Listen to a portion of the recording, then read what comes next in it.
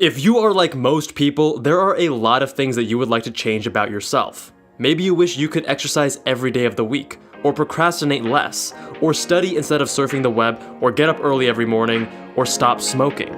In this video, I will show you the scientifically proven method to change your behaviors, your habits, and your life for good.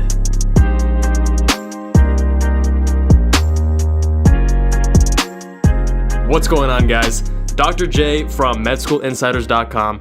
Chances are that you've already read books, blog posts, and watched countless videos on how to build good habits in place of your bad habits.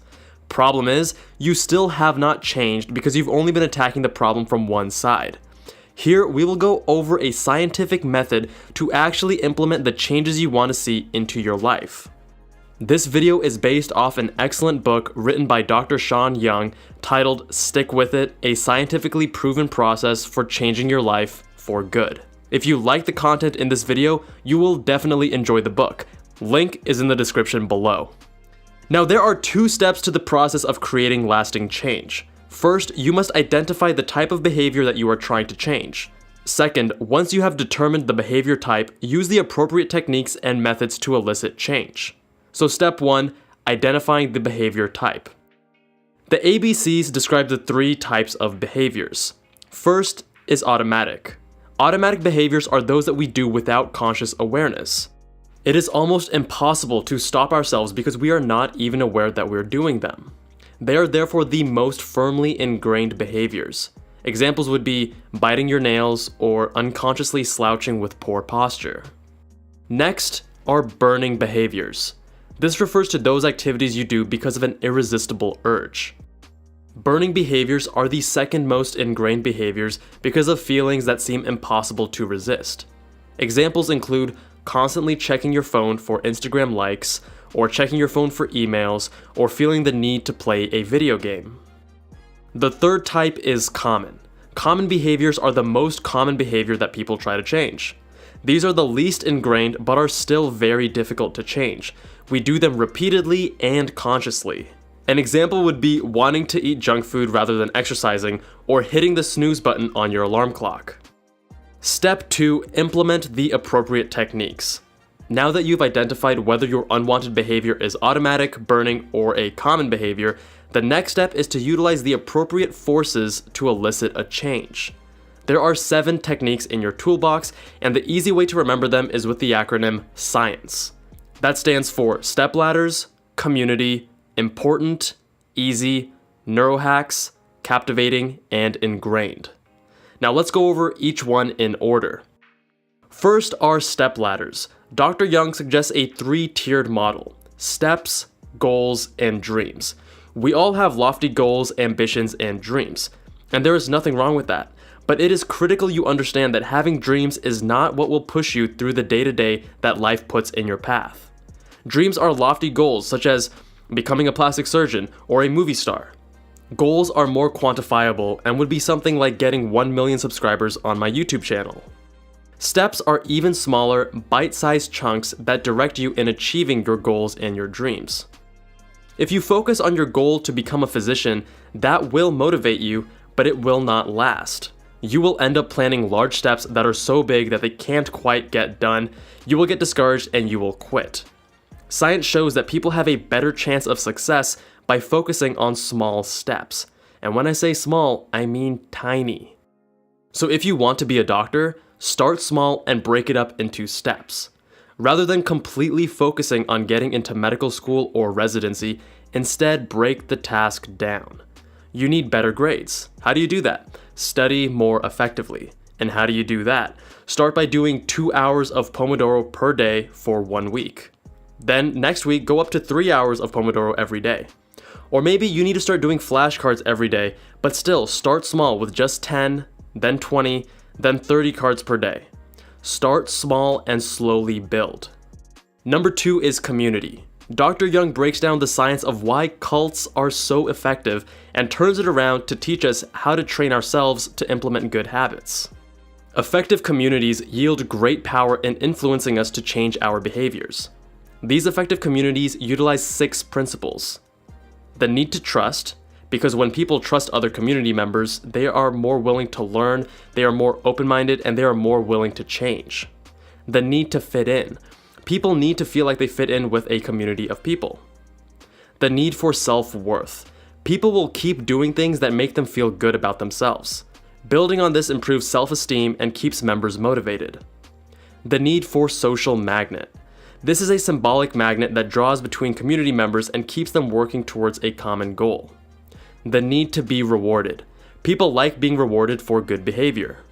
And the need to feel empowered. People need to feel like they are in control of their lives to satisfy this need. So how can you implement this in your life? Let's take exercise. To implement community with exercise, you could either join an online community on Reddit or a fitness website like Scooby's Workshop, or you could find a group of workout buddies in the gym that align with your goals. 3 is important. Conventional wisdom says that there are motivated people and others who are lazy. If you've been unable to go to bed early, or watch less TV, or eat more healthfully, you may consider yourself lazy. But scientific research shows that this is not accurate at all. The problem may be that you just don't understand the importance of doing it. People are more likely to change if they're motivated and understand that the behavior change is important. What things do people find important? The 3 biggest ones are money, social connections, and health.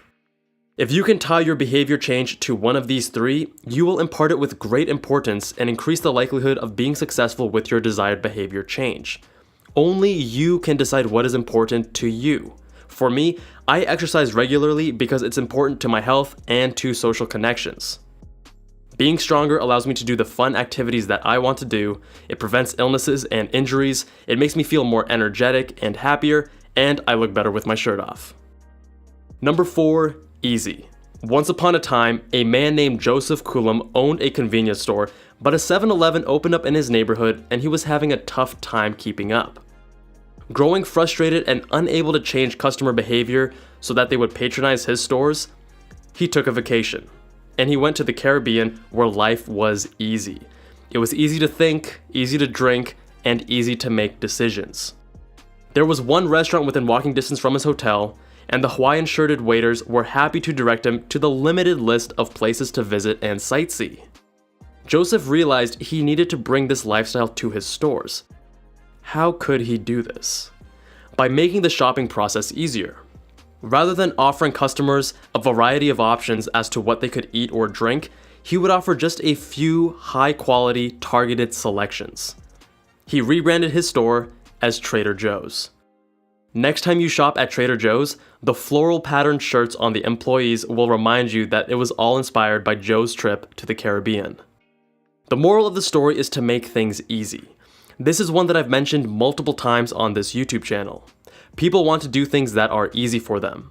Small changes in the environment can make big changes in your behavior.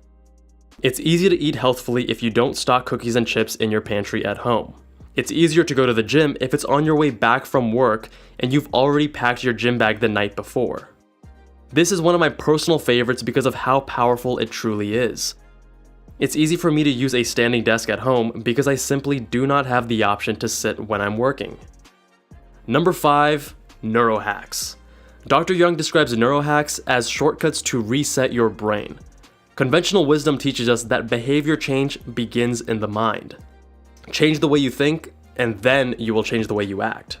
But instead, Dr. Young suggests that you make a small change in your behavior and let your mind reflect on that change. You're exploiting the importance of self-identity in our behavior. If you want to be a nicer person, don't tell yourself that you're a good person. Just start helping others and you will become a good person. And the self-identity will make it much easier for you to stay a good person. When Benjamin Franklin was running for his second term as a clerk, one of his peers delivered a long speech that attempted to ruin Ben's reputation. Mr. Franklin ingeniously used a neurohack to win over his enemy. Knowing that the man proudly owned a rare book, Ben contacted the man and asked to borrow it.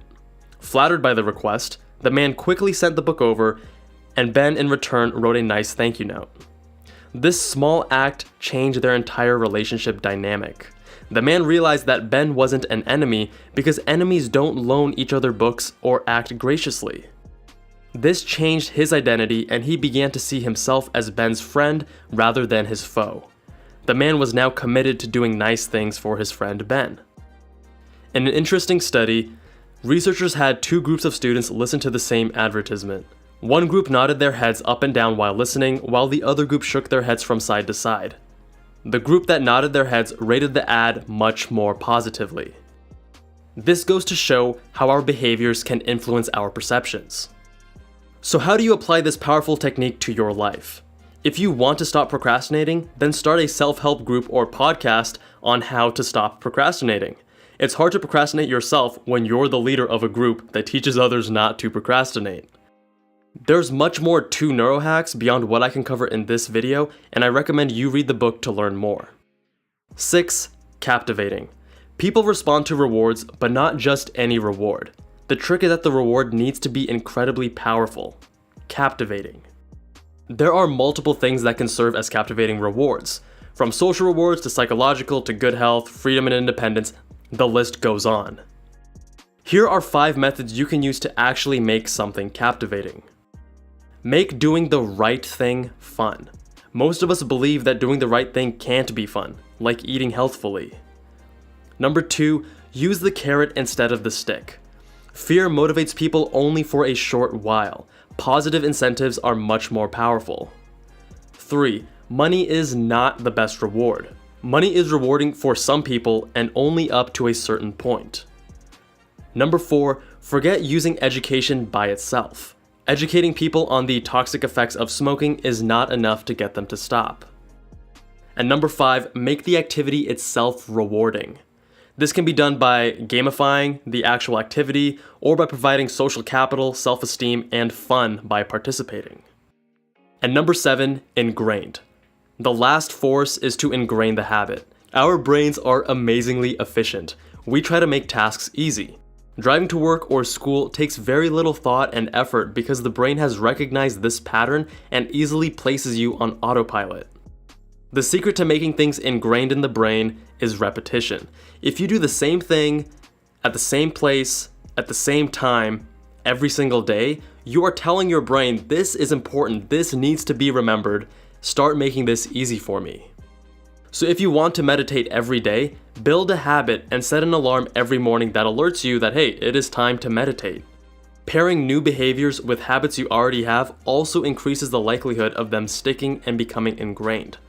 So for me personally, every time I watch TV, I have made it a habit to stretch. It is now ingrained that before watching TV, I will grab my yoga mat and my foam roller and get that much needed mobility work while watching TV. So finally, let's put it all together. Now that you've identified the ABCs and are familiar with the 7 tools, it's time to make the magic happen. The more tools you use, the more likely you are to make a behavioral change. I do acknowledge, however, that it is nearly impossible to utilize all 7 for every single thing that we want to change about ourselves. So here's a quick summary to determine which tools are the most effective for each behavior type. With automatic behaviors, easy and ingrained are the 2 most powerful, but neurohacks and captivating rewards can also be helpful. With burning behaviors, easy and ingrained are again the 2 most powerful, followed by neurohacks and captivating rewards, but stepladders, community, and important are still effective. With common behaviors, the most important one is community. After that, try to utilize stepladders, important, easy, captivating rewards, and ingrained.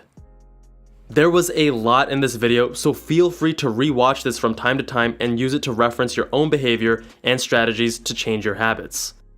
Thank you to all the Patreon subscribers that help make videos like these possible. If you would like to support Med School Insiders, then please check out our Patreon page where you can get t-shirts, vote on upcoming videos, listen to my exclusive commentary, and more. Thank you all so much for watching. If you liked the video, make sure you press that like button.